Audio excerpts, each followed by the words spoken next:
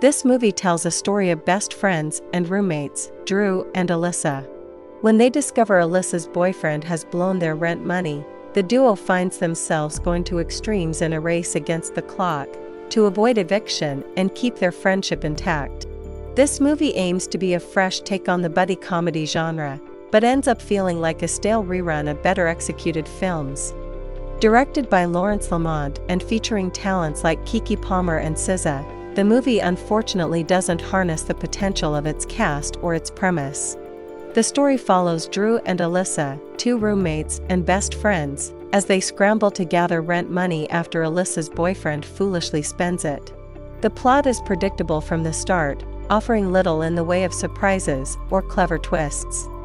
It falls back on cliched scenarios, from the desperate race against time to pay the landlord, to the inevitable falling out between friends, all of which have been done ad nauseum in similar comedies. Both Palmer and SZA bring their charm and comedic timing to the table, but the script does them no favors. Dreux and Alyssa are thinly written, with their personalities reduced to stereotypes rather than unique individuals. The supporting cast, while filled with recognizable names, are given roles that are more caricature than character. The chemistry between the leads, which should be the heart of the film, feels forced, with their banter lacking the natural flow needed for genuine laughs. The humor is where this movie stumbles the most. It's inconsistent at best, often relying on slapstick and crude humor that feels outdated. The gags are telegraphed, with punchlines that rarely land.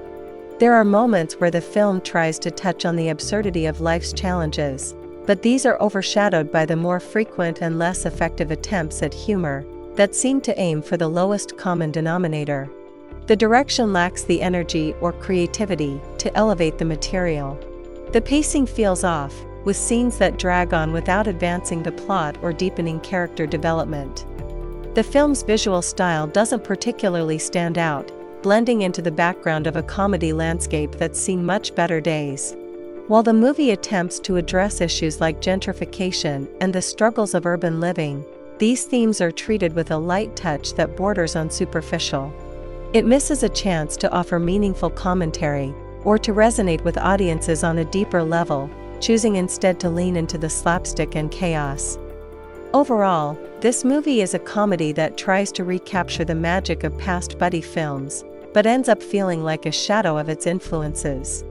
It's not without its moments, thanks to the performances of its leads, but the script, direction, and overall execution leave much to be desired. It's not worth to watch this in theaters, just wait on your streaming service.